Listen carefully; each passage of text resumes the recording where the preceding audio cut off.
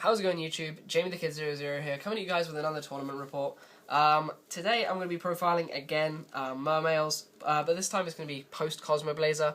I ended up taking Mermails to my locals this weekend, and I didn't do remotely as well as I did before. So maybe the original build was better. Maybe without all the Cosmo Blazer junk, the deck was a bit more streamlined and better. Because instead of coming first, which I did 2 weeks ago, I ended up coming in 13th. I think I had the worst tiebreakers at my mark. I ended up going 3-2, losing to Wind-Ups round 1. I'll explain that in a bit. And Agents round 4, I believe. So, I don't know. Things happen, but otherwise we're going to go through the deck. Ultimately, I teched the deck out quite heavily before the event. I was experimenting with quite a few cards on Duel Link Network, and the ones I liked I ended up putting in the deck. And I realised that I should have just stuck to the carbon copy meta version rather than playing text, because the text really, they did not help. They more hindered, so I'll talk about those in a bit. But let's get into the profile, and I'll talk about the text when I get to them. So we're going to start off the profile with our boss monsters in the form of one Mooling Glacier. Mooling Glacier was awesome. It's just such a good card. Ripping 2 cards out of people's hands is so good, and it's almost cost-free, because the putting of the 5 cards in the grave you can achieve by turn 2 very simply by the combos that I outlined in an old Mermail combos video that I posted quite a while back. So, card is too good. Fresh out of the new set, Cosmo Blazer, we have one Mermail Abyss Lead. Mermail Abyss Lead, in theory, is really, really awesome. If you draw into it, it is awful, but that's why we just throw it away, and we have ways to get it back. But Mermail Abyss Lead is awesome because you can immediately sphere out using your Sphere Lind plays, and you instantly have a 2700 beta, and really early game, that's really quite hard for people to get over sometimes. So Mermail Abyss Lead is really cool in that facility, and also one of my tech cards that I ended up playing on the weekend really did make it more powerful. Again, if you draw it, you may as well just throw it away for a Water Monsters effect, because you're never going to summon it. And if you do, you're going to go so minus, and it'll probably lose you the game. So Abyss Lead is a bit of a Marmite card. A lot of people dislike it, but I really quite enjoy playing it. It definitely adds some much needed muscle to the deck, adds another boss monster. So, continuing on, we play double Mermail Abyss Megalo. Abyss Megalo, again, is essential for just getting your combo plays off. I would never play less than 2. I've almost considered playing 3 in this build, but with the next card that's coming up, you don't really need to play 3.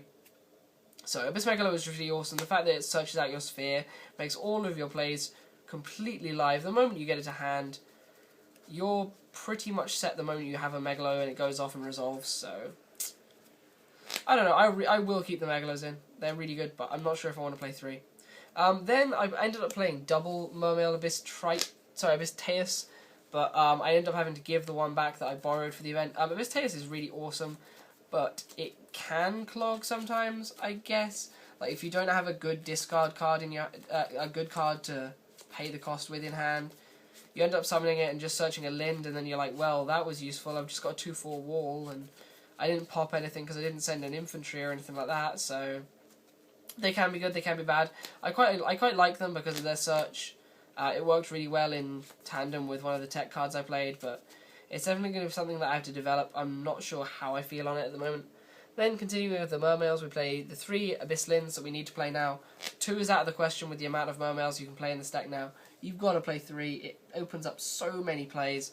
I wish I could play more than 3, to be honest, but 3 is all we've got, and you run out of them so fast. Then I played double Mermail Abyss Pike and 1 Mermail Abyss Turge. I wanted to play a 3rd Pike, but I felt that the 3rd Pike might sometimes be dead because I wouldn't have targets in the deck, or I'd have a target in the deck that I just didn't want to search. So I ended up playing 1 Mermail Abyss Turge. Abyss Turge was awesome because it was able to grab back loads of stuff that I would have used, and because of the fact that I only played 2 heavy infantry, it could also search my heavy infantry back out of the graveyard, which Abyss Pike cannot do. Abyss Pike cannot search heavy infantry. So if I wanted an out to a face-up, there was always that. Of course, the Abyss Pikes are obligatory. I will always play the double Abyss Pike, but the Abyss Turge was interesting, but at the same time, it did draw dead. It was sometimes quite awkward, so I'm going to have to go back to testing the deck on 2 Abyss Pike, because Abyss Turge did clog a little bit. And then the final tech card that I played was Mermail Abyss Gund. Abyss Gund was pretty cool, because of the ability to go, if you have Megalo, this, and Lead in hand, you'd think you'd have quite a dead hand. But what you can do is go Megalo, discard this and lead, special summon the Megalo, then this card's effect activates and Megalo's effect activates. So you can then special summon the Abyss lead back from the graveyard with this card, and then Megalo's going to search your sphere anyway. So you then have an Abyss Gaius or a Big Eye play, or you just have a 2/4 beater and a 27 beater, and you're searching a sphere. So I really enjoyed that combo, but sometimes Abyss Gund did clog, so I think I might drop it, but I really don't know. So that's all the Mermails we play. We play a lot more Mermails now. I think we used to play 7 before. Now we play loads. Continuing on with the profile, we played the Atlantean engine. Of course, the 3 Dragoons, they were good throughout. 3 Heavy Infantry, they were good throughout. 3 Marksmen. 2 Heavy Infantry, I'm considering bumping up to a 3rd because I needed a 3rd so much over the course of the event. So 3 Heavy Infantry would be good. But that was our Atlanteans, and I realised I'm taking quite a lot of time, so I'm going to hurry this up. I played 3 Deep Sea Diva. I'm considering cutting this down to 2, because Diva just doesn't perform that well anymore. I mean, it's good opening turn to get your marksman, but if I play 3 marksmen anyway, it's not that amazing. I reckon 2 would be good enough, because we have salvage and things like that, so I might just have to cut 1. We'll see. I'm going to have to do quite a bit of testing with this. And then we played triple Undyne, accompanied with the double controller. I opened controller far too often. I want to say Undyne was awesome throughout the weekend, but I opened controller so often. I opened lead really, really often. I don't know why, but I opened lead all 3 games against the agent player that I went up against, which was not fun. So double JX controller, all of those, and all of those. Then for the final monster in the deck, we played 1 Gauze. I really like Gauze in this. I might play Drags, but Gauze is really good. Then for the spells, we play the Reborn, the Dark Hole, and the Storm. Pretty obvious why you play those. Then play 1 Allure for the Gen X controllers, because you turn Gen X controller into a +1. Pot of Avarice, because it's so good. Double Salvage, I ended up kind of missing the 3rd, so I might go back to 3 Salvage, because 3 Salvage was really awesome. Because you have so many Mermails in the deck now, salvaging back those Abysslins and just setting them isn't actually that bad an idea, so I quite like 3 salvage at the moment, so we'll see how that goes. But that's our very simple spell lineup. Then for the traps, we played 1, 2, 3 Abyss Spheres, because you need 3 now. Pretty self-explanatory, and then double Torrential. I think I'm going to put the Mirror Forces back in, because I needed more back row protection. So that about speaks for itself. I think I need more back row protection, so the Mirrors are probably going to go back in. Then for the extra deck, we're going to be doing the extra deck in reverse order today, just to mix things up. So we're going to start off with Mermail Abyss Gaius and number 11 Big Eye. Mermail Abyss Gaius was really awesome because it's just a skill drain. It shuts down so much. Shut down agents, shut down wind-ups when I made it. So good, so good. I'm going to keep it in because it is so good. Then for the 4s, we played 1 Abyss Dweller and 1 Bahamut Shark. Shark for the play I explained in my other deck profile, and Abyss Dweller because it's Abyss Dweller. It's good in the mirror match, and it makes all your waters plus 500, so why not? Then for the 3s, we play 1 Abyss Trite for comboing with Bahamut Shark, and 1 Leviathan Dragon, because again, combos with the Bahamut Shark, and it's a water, so it activates the effect of Marksman when you detach the Marksman off of it. And then we play 1 Zen Mains for stalling, and 1 Gachi for stalling, because sometimes your hands just aren't that good. So why wouldn't we play them? For the Synchros, we played 1 Mistworm. I actually made this, it was really good. 1 Scrap Dragon, I never made this. 1 Gungnir, I made this all day. Gungnir was so good. 1 Duloran, I made this all day. 1 Catastor, really, really effective. 1 Hyper Librarian, and 1 Armory Arm. I never pulled off the Hyper Librarian Armory Arm combo. Sad face. But maybe next time. So that concludes the actual profile of the deck. To talk about my matchups. Okay, round 1. I ended up going up against Wind-Ups. The Wind-Up match was really, really infuriating because game 1 he opened Torguide Shark and he was playing the Zen Meister combo. So he went Torguide Shark, ended with a field of Zen Meister, Papal Imperative, Zen Mighty, Tyrus, when he could have easily just gone into Shockmaster, called Monster Effects, and just immediately won the game from there. My hand was was kind of subpar, so I ended up trying to play out of it. I played out of it for a few turns, but ultimately the Tyrus was too big. I had a lot of trouble getting over the Tyrus because I think I opened the lead, and I just kind of lost the game because I couldn't get over the sheer amount of advantage he generated. And he had loads of back row as well, so it was like, it's almost like Rabbit set 4. It was so effective. Game 2, I ended up absolutely wiping the floor with him because he didn't get his fissures and he didn't get anything to respond to my massive plays. I think I won turn 3 with a field of Abyss Gaios, Bahamut Shark, Abyss Trite, Abyss Lead, or something to that nature, and like an Undyne.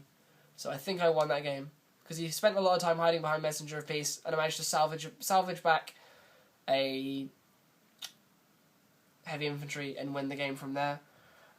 Then game 3, he opened a hand of Tour Guide, Shark, Fissure, Warning, and something else, and he just went Tour Guide, Shark, same play I explained in game 1. He didn't make Shockmaster yet again, played the Fissure, went go, I MST'd the Fissure, attempted to make a play, he negated the play with Warning, next turn he played the Fissure, and I just lost from there. I couldn't play out of it.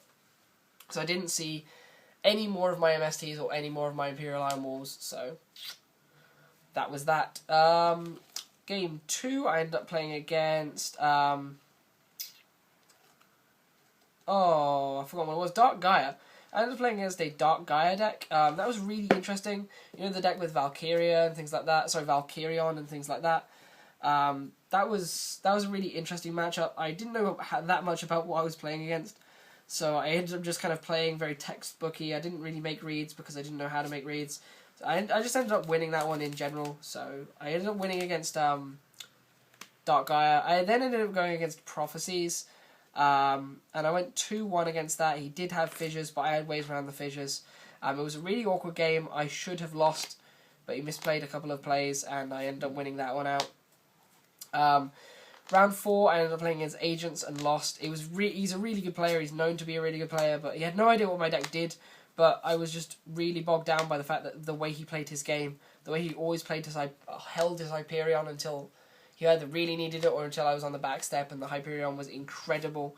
So he was a really effective player. I don't really regret my loss there. And then round 5, I ended up playing against Macro Rabbit, and I ended up absolutely slaughtering that matchup because he didn't get to his macros, long story short. And I had my Imperial Iron Wall game 2. Game 2, he just ran straight into Imperial Iron Wall with a rabbit, so it happens.